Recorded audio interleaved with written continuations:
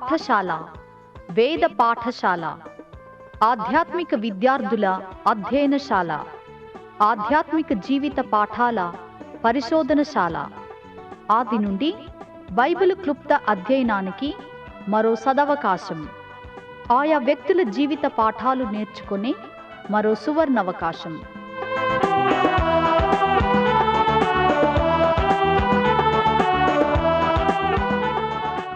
వినండి వేద పాఠశాల నూతన వర్తమానాలు.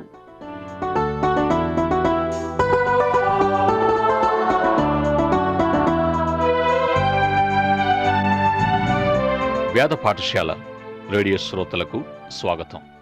ఆది కాండము నుండి ఒక్కొక్క పుస్తకంగా అధ్యయనం చేస్తూ ఆది సంఘం యొక్క మొదటి తరము చరిత్రను తెలియజేస్తున్న కొత్త నిబంధనలోని 5వ పుస్తకమైన అపోస్తుల కార్యములను ధ్యానిస్తున్నాం. ఒక సంఘము ప్రారంభించబడినప్పుడు ఎట్లుండాలి, అపోస్తుల కార్యాల అధ్యయనాన్ని మనం ప్రారంభించినప్పుడు సంఘ ఉద్దేశం, సంఘ వాగ్దానం, సంఘానికి ఇవ్వబడిన శక్తి, సంఘ పని అనే అంశాలను మనం ధ్యానించాం. అపోస్తుల బోధ మరియు ఎవరి చేతనైతే సంఘంగా కట్టబడిందో అట్టి ప్రజలను గూర్చి అపోస్తుల కార్యాల గ్రంథం తెలియజేస్తూ ఉంది. ఇంకా వెలుపల నుండి హింస, లోపలి నుండైన సమస్యలు అనే విషయాన్ని మనం ధ్యానించాం. ఇట్టి సమస్యలను ఎదుర్కొనడానికి కొత్త నిబంధన నాయకులు అనుసరించిన నమూనాలు లేక మాదిరిని పరిశీలిస్తున్నాం. ఈ గ్రంథములో మనము దృష్టాంతాలు మరియు హెచ్చరికల కొరకు చూడవలసి ఉన్నాం. అపోస్తుల కార్యాల్లోనైతే మనకు ప్రాముఖ్యంగా కనిపించేవి దృష్టాంతాలు. సంఘము తన సమస్యలను, శ్రమలను సమర్థవంతంగా ఎదుర్కొనడానికి పెంతుకోస్తు అనుభవంచే సంఘము శక్తివంతంగా పనిచేయడానికి ఈ దృష్టాంతాలు నమూనాలుగా ఇవ్వబడ్డాయి. కనిపించే వేలు ముద్రలను గూర్చి తెలుసుకొనడం ద్వారా సంఘ ప్రాముఖ్యతను గూర్చి నేర్చుకున్నాం. 28 అధ్యాయాల్లో మనము గమనించవలసిన అనేక నమూనాలు ఉంటూ ఉన్నాయి. ప్రారంభం నుండి పెంతుకోస్తు అనుభవం నుండి ఆది సంఘ నమూనా ఏమై ఉన్నదంటే, ఆ ప్రారంభ దశలో ఎవడూ కూడా తనకు కలిగిన దేనిని తనదని అనుకోలేదు. వారు తమకు కలిగిన అంతటినీ కలసికట్టుగా అనుభవించారు. వారి అవసరతలను బట్టి ప్రతి ఒక్కరికి పంచబడింది. వారిలో ప్రతి ఒక్కడు తనకు కలిగినదంతా అమ్మి శిష్యుల పాదాల దగ్గర పెడుతూ వచ్చారు. ఈ స్థితి పరిశుద్ధతకు రుజువుగా ఉంది. పరిశుద్ధత అంటే దేవునికి చెందినదనే అర్థమయ్యుంది. పెంతుకోస్తు అనుభవం కలిగినప్పటి నుండి విశ్వాసులు పరిశుద్ధతకు ప్రత్యుత్పత్తిగా తనకు కలిగినదేదైనా తనదని వారిలో ఎవడును అనుకోలేనంతటి త్యాగబుద్ధి కలిగాయి. దశమ భాగాన్ని మించి ఎంతో సమృద్ధిగా లేక సర్వస్వము సమర్పిస్తూ వచ్చారు. ఇది వారి వ్యక్తిగత పరిశుద్ధతకు ఫలితమయ్యుంది. అపోస్తుల కార్యాల్లో ఆసక్తికరమైన నమూనా ఒకదాన్ని మనం చూస్తాం. మనం సువార్తల్లో నేర్చుకున్నట్టి చట్ట వ్యతిరేకత అనే అంశం మీకు జ్ఞాపముండే ఉంటుంది.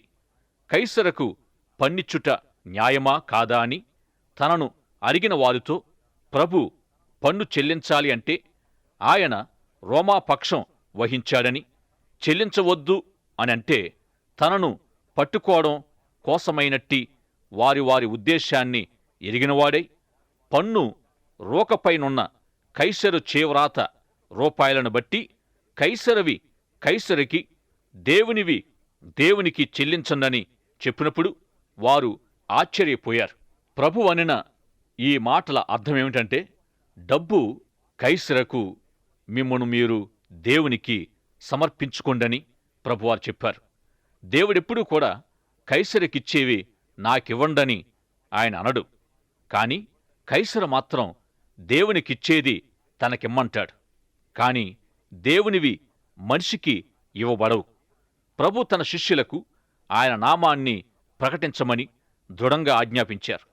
కాని మత వ్యవస్థ వారిని పట్టుకొని మీరు ఎన్నడూ ఈ నామాన్ని బట్టి బోధింపకూడదు అని ఖండితంగా చెప్పినప్పుడు పామరులైన శిష్యులకు మత వ్యవస్థ యొక్క చట్టము మరియు చట్టము ఉల్లంఘించడం, లోబడడం ఆ విషయాలేవి వారికి అర్థం కాలేదు. అయితే వారొక ప్రార్థనా కూడికను జరిగించుకొని తిరిగి మత వ్యవస్థ వారిని సువార్త ప్రకటించవద్దు అనినప్పుడు మనుష్యులకు లోబడడం కంటే మేము దేవునికే లోబడాలి అని దృఢంగా జవాబిచ్చారు. ఇదే చట్టము అతిక్రమణ అనబడుతుంది. అపోస్తుల కార్యాలు 5వ అధ్యాయము నుండి సంఘ క్రమశిక్షణను గురించి మనం తెలుసుకుంటాం. ఆది సంఘములో వెలుపల నుండి శ్రమలు మాత్రమే గాక సంఘం లోపల నుండి సమస్యలు కూడా ఉత్పన్నమయ్యాయి. ఆది సంఘ క్రైస్తవులంతా తమ ఆస్తులను అమ్మి సంఘములోనికి తేవడానికి నిర్ణయించుకొనిన సందర్భంలో అననీయ, సప్పీరా అను భార్య భర్తలు తమకున్న పొలమమ్మి దాని వెలలో కొంత అపోస్తలుల పాదాల దగ్గర పెట్టారు. అయితే వారు రహస్యంగా అందులో కొంత వెనక్కు మిగిల్చుకున్నారు. పేతురు వివేచనాత్మ కలిగినవాడుగా ఈ విషయాన్ని తెలుసుకొని వారితో, మీరెందుకు పరిశుద్ధాత్మను శోధిస్తున్నారు?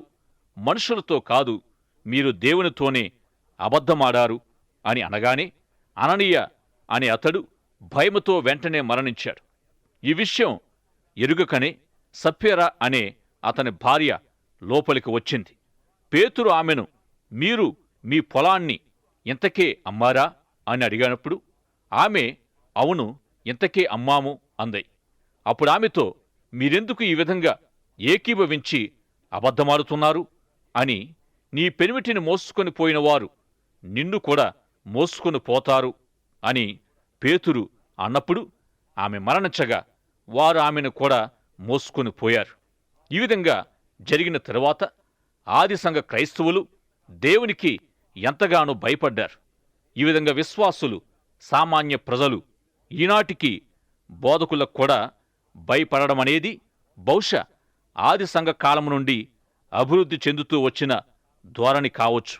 సువార్తికులు లేక బోధకులు చూస్తూ ఉండగా సిగరెట్లు కాల్చడం వంటి పనులకు చాలామంది భయపడుతూ ఉంటారు. ఈ విధానం సంఘ క్రమశిక్షణలో ఒక భాగమయ్యుంది. పాత నిబంధన ప్రవక్తల కాలంలో కూడా దేవుని ఎడల ఇట్టి భయము ప్రజలకు కలిగి ఉండడం జరిగేది. ఆది సంఘము స్వచ్ఛంగా పరిశుద్ధంగా ఉండడానికి 2 కారణాలున్నాయి. ఒకటి శ్రమ, హింస. వెలుపల నుండి సంఘానికి కలిగిన శ్రమ, హింస సంఘాన్ని పవిత్రంగా కాపాడుతూ వచ్చింది. ఈ శ్రమల కారణంగా ఎవరు అనాలోచితంగా లేక ఏదో కారణముతో ఊరికే సంఘములో గుర్తింపు పొందేవారు కారు. శిష్యరక జీవితం కొరకు ఎవరైతే నిజంగా సమర్పణ కలిగి ఉండేవారో అట్టివారే సంఘములో ప్రవేశించగలిగేవారు. ఈ విధంగా శ్రమలే సంఘాన్ని పరిశుద్ధంగా క్రమశిక్షణలోనూ కాపాడుతూ వచ్చాయి. శ్రమలు సంఘ క్రమశిక్షణకు నమూనా అయ్యున్నాయి. అపోస్తుల కార్యములు 6వ అధ్యాయములో సంఘ కాపరత్వం, కృపావరాలు మరియు ఆత్మ సంబంధమైన కృపావరాల యొక్క క్రియాపూర్వక నమూనా మనము గమనించగలం. పెంతుకోస్తు అనుభవ ఫలితంగా శిష్యుల జీవితాల్లోనికి వచ్చిన పరిశుద్ధాత్మ ద్వారా శిష్యులు కృపావరాల చేత నింపబడ్డారు. పెంతుకోస్తు అనుభవంలో వారు ఫలితాలు పొందారు. ఈ విధంగా వారు ఆత్మ సంబంధమైన పరిచర్య కొరకైనట్టి గొప్ప సామర్థ్యాన్ని వారు పొందారు. ఇంచుమించుగా కొత్త నిబంధన అంతటా కనిపిస్తూ ఉన్న విధంగా శిష్యులు విభిన్నమైన ఆయా పరిచర్యల నిమిత్తం విభిన్నమైన కృపావరాలను పొంది వారు పరిశుద్ధాత్మ పూర్ణులుగా చేయబడ్డారు. ఈ విధంగా ఒకరికొకరు విభిన్న వ్యక్తులుగా ఉన్న వారంతా పరిశుద్ధాత్మ స్వాధీనములోనికి తేబడినప్పుడు విభిన్నమైన కృపావరాలతో విభిన్నమైన పరిచర్యలను వారు పొందారు. పరిశుద్ధాత్మ చర్య ఆత్మకార్యమునకు మొదటి ఫలితంగా విభిన్నమైన పరిచర్యను పొందడమయ్యుంది. ఈ విధంగా క్రియాపూర్వకమైన మరియు సంఘ కాపరత్వానికి చెందిన పరిచర్యల కొరకైనట్టి సామర్థ్యం వారు పొందారు. పరిశుద్ధాత్మ వారిలో పనిచేశాడు. వారి ద్వారా దేవుని కార్యాలు జరిగించాడు. అపోస్తుల కార్యాలు 2వ అధ్యాయం 42వ వచనములో వ్రాయబడిన విధంగా ఎవరి బోధయందు విశ్వాసులు ఎడతెగక నిలిచి ఉండాలని చెప్పబడిందో అట్టి బోధన పరిచర్య సంఘ కాపరి యొక్క పరిచర్యయుంది. విశ్వాసులకు, సంఘానికి వాక్యం ప్రకటించే వారికి సంఘ కాపరత్వ కృపావరాలు అనుగ్రహింపబడి ఉంటాయి. ఈ విధంగా వాక్యాన్ని ఉపదేశించే సంఘ కాపరులతో విశ్వాసులు లేక సంఘ సహవాసము కలిగి ఉండాలి. సంఘ కాపరి బోధించి సలహాలనిస్తూ విశ్వాసులను నడిపించేవారై ఉంటారు. గనుక ప్రార్థన, వాక్య పరిచర్య అనేది సంఘ కాపరి యొక్క కృపావరమయుంది. అపోస్తుల కార్యాలు 6వ అధ్యాయములో సంఘ అభివృద్ధిని మనం చూస్తాం. పెంతెకోస్తు దినాన్న రక్షణ పొందిన వారంతా సంఘములో చేర్చబడ్డారు. సంఘము అభివృద్ధి చెందినప్పుడు తమకున్నదంతా కలిసి అనుభవించి ఏర్పాటు చేసుకుని అందరికీ ఆహార సరఫరా జరిగిస్తూ ఉండేవారు. కొన్ని వేల మంది కలిసి జీవిస్తూ ఉన్నప్పుడు రోజులో అనేకసార్లు వారికి ఎవరు ఆహారము అందించగలరు? అందుకొరకు ఆహార పంపిణీకి ఒక యాజమాన్యం అవసరమయ్యుంది. ఈ 6వ అధ్యాయములో అతి ప్రాముఖ్యమైనది, అనుసరణీయమైనది ఒక నమూనాను మనము ఈ సందర్భంగా చూస్తాం. అట్టి పరిస్థితుల్లో శిష్యులు సువార్త ప్రకటించడం మాని ఆహారం పంచిపెట్టడం యుక్తం కాదనే తలంపుకు వచ్చారు. అప్పుడు వారు సంఘముతో, పరిశుద్ధాత్మతో, జ్ఞానముతో నింపబడిన 7 మీరు ఏర్పరచుకొనండి. వారు ఈ ఆహార సరఫరా పనిని చూస్తారు. మేము వాక్య పరిచర్యలో, ప్రార్థనలో ఎడతెగక యుందుమని చెప్పినప్పుడు అది అందరికీ ఆమోదమైంది. ఈనాడు మన సంఘాల్లో డేకన్లు అని పిలుస్తున్న సంఘ పరిచారకుల నియామకం అపోస్తుల కార్యాలు 6వ అధ్యాయము నుండి పొందిన విధానమయుంది. ఇన్ని వేల మందికి 7 ఏమి సరిపోతారు అని అనుకుంటే, ఒకసారి పాత నిబంధనలోని న్యాయాధిపతుల గ్రంథములో విస్తారమైన మిద్యానీయులను 300 మంది సహాయముతో గిద్యోను ఏ విధంగా జయించాడో మనం చూస్తాం. ఈ వృత్తాంతములో గిద్యోనుతో ఉన్న 300 మంది మిద్యానీయుల దండు పాలెము చుట్టూ నిలువబడ్డారు. వారిలో ప్రతివాడు తన తన చోట నిలువబడ్డారని వ్రాయబడింది. అప్పుడు మిద్యానీయులు అరుస్తూ పారిపోయారు. ఈ విధంగా పరిశుద్ధాత్మ బాప్తిసం, పరిశుద్ధాత్మ అభిషేకం పొందిన వారందరికీ క్రీస్తు శరీరమైన సంఘములో స్థానముంది.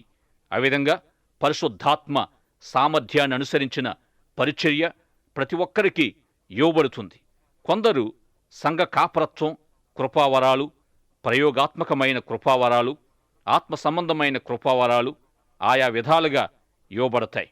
ఉదాహరణకు, ఒక వ్యక్తి మరియ వంటి కృపావరము కలిగి ఉన్నట్టయితే అట్టిది సంఘ కాపరి కృపావరము అనబడుతుంది. మార్త వంటి కృపావరము పొందినట్టయితే అట్టిది క్రియాపూర్వకమైనదిగా అనబడుతూ ఉంది. ఇట్టి కృపావరాల ఆధారంగానైనట్టి తమ స్థానాన్ని గుర్తించి గ్రహించి పరిచర్య చేసిన వారు శిష్యులని పిలువబడ్డారు. ఈ విధంగా విషయాలను పరిశీలించి, పర్యవేక్షించి, బాధ యొక్క లోతును గ్రహించి నడిపించబడడం నేర్చుకున్నప్పుడు, సమర్థవంతులైన నాయకులుగా సంఘాన్ని నడిపించినప్పుడు సంఘము అభివృద్ధి చెందుతూ ఉంది.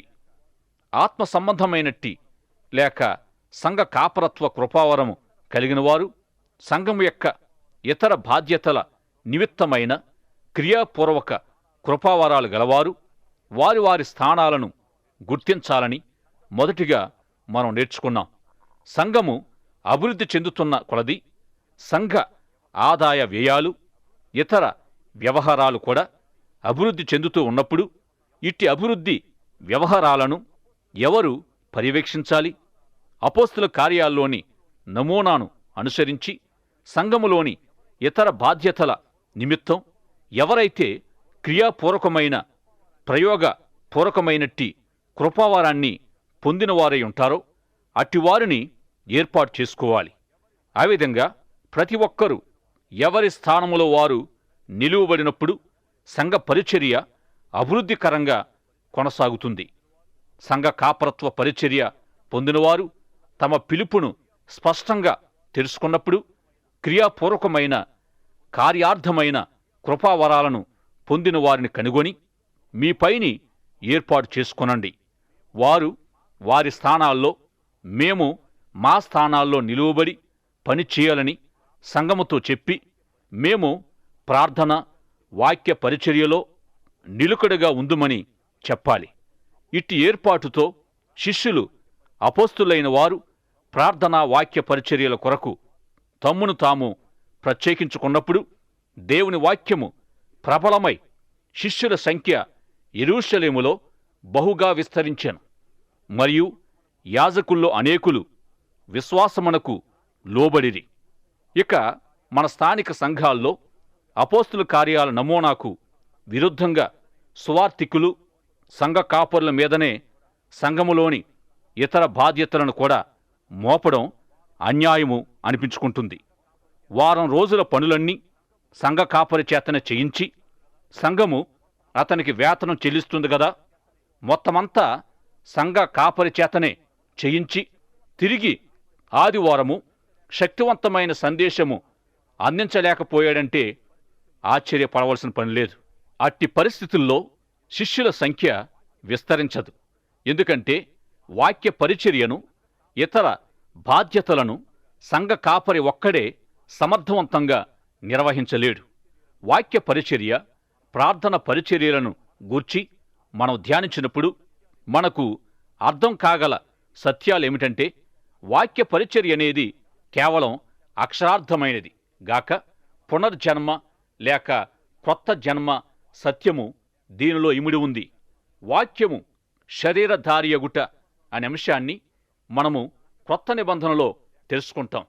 సంఘ కాపరి లేక సువార్తికుడో వాక్యోపదేశకుడో వాక్యాన్ని బోధించినప్పుడు వాక్యము శరీరాన్ని ధరించుకుంటుంది.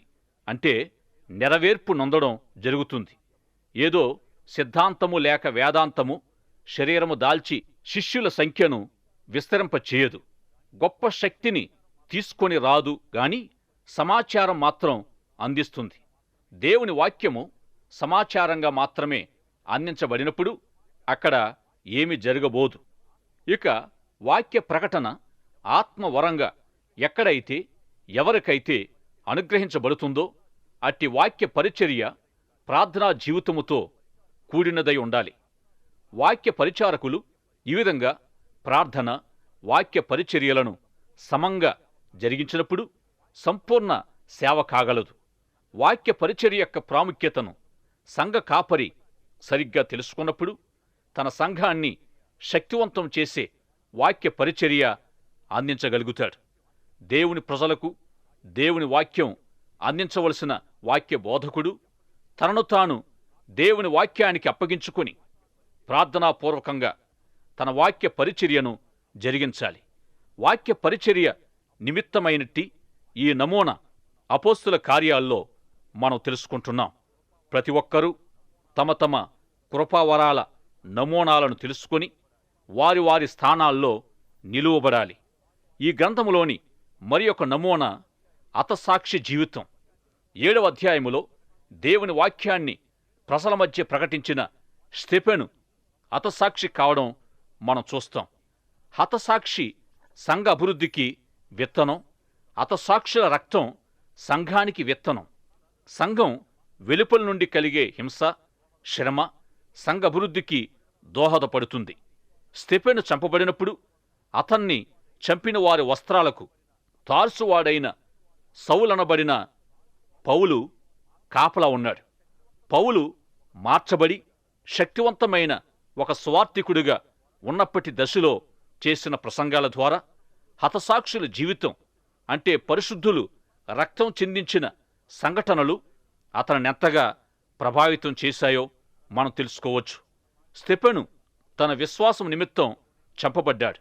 కొత్త నిబంధన సంఘములోనే ఒక ప్రాముఖ్యమైన స్థానాన్ని పొందిన పౌలుపై స్టెఫెను మరణం ఎంతగానో ప్రభావం చూపింది. అపోస్తుల కార్యాల్లో గారడీ సీమోను యొక్క మాంత్రిక అభ్యాసాన్ని గూర్చి మనం తెలుసుకుంటాం.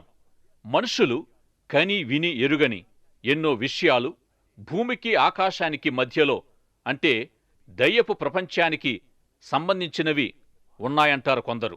కానీ మాంత్రిక శక్తులు అనేవి నిజమైనవి కావు, నమ్మదగినవి కావు అని బైబిల్ అనడం లేదు. అయితే దేవుని వాక్యము మాంత్రిక సంబంధమైన దానంతటిని తీవ్రంగా ఖండిస్తూ వీటితో ఎంతమాత్రము సంబంధము కలిగి ఉండరాదని కఠినంగా హెచ్చరిస్తుంది. ఈ గ్రంథములో కనిపిస్తున్న గారడీవాడైన సీమోను దయ్యపు ఆత్మలతో సంబంధము కలిగినవాడై మానవాతీత శక్తిని దురాత్మల సహాయముతో ప్రదర్శిస్తూ అందరినీ విభ్రాంతిపరుస్తూ వచ్చాడు. ఇతడు అపోస్తలులు ఎవరి తలలపై చేతులు ఉంచారో అట్టివారంతా పరిశుద్ధాత్మను పొందడం చూశాడు.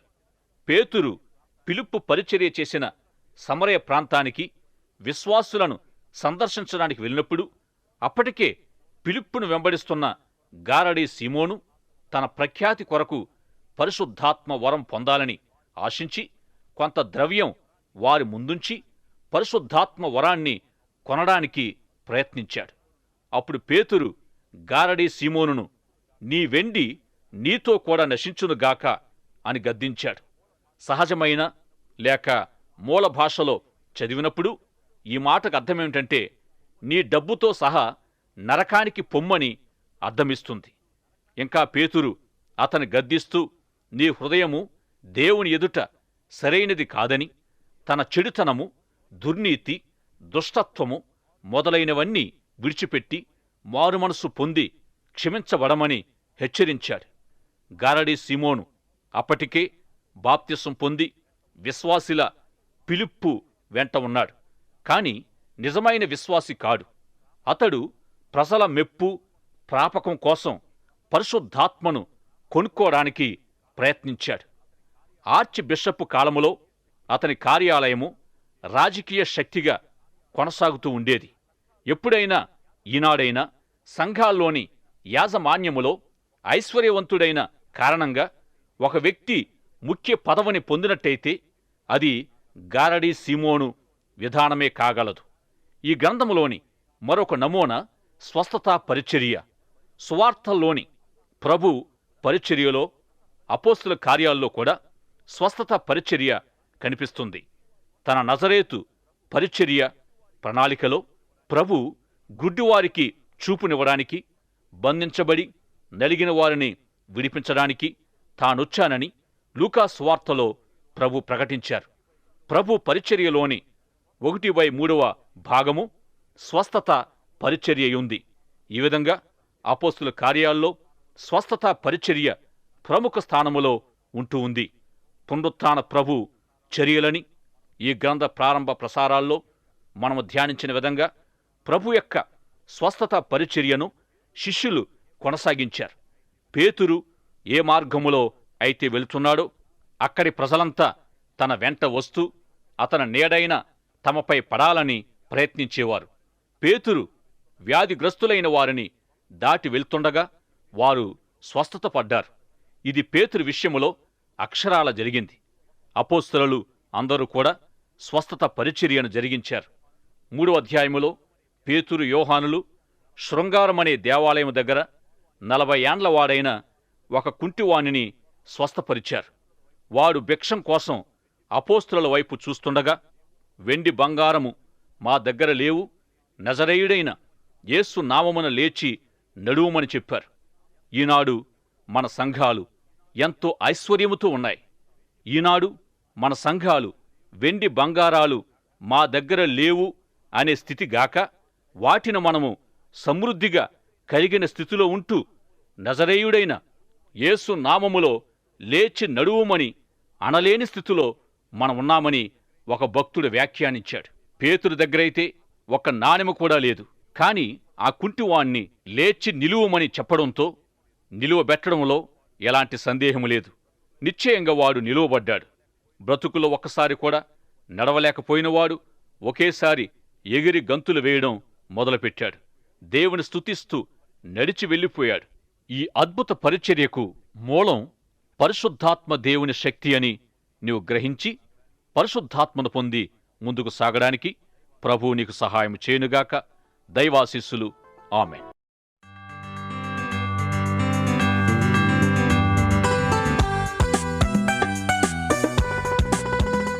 తరగతిలో మీరు వింటున్న ఆధ్యాత్మిక పాఠాలు మీ వ్యక్తిగత కుటుంబ జీవితాలకు ఎంతో సహాయపడగలవని ఆశిస్తున్నాం. ఈ పాఠాల ద్వారా మీరు పొందుచున్న ఆత్మీయ మేలులు, ఆశీర్వాదాలు మాకు తప్పక తెలియచేయండి. నేటి పాఠంలో మీకు ఏ విధమైన సందేహాలు, ఇంకా అర్థం కాని విషయాలున్నా వెంటనే మాకు వ్రాయండి. ఈ సందేశాలు మరింత సులభంగా అర్థం చేసుకోవడానికి సహాయకరంగా ఉండుటకు ఒక ఉచిత బైబిల్ గైడు మీకు పంపించగలం. మా చిరునామా: వేద పాఠశాల, రేడియో విశ్వవాణి, తపాలా సంచి 4, సికింద్రాబాద్ 500017. మా ఈమెయిల్ ఐడి telugu@radio882.com.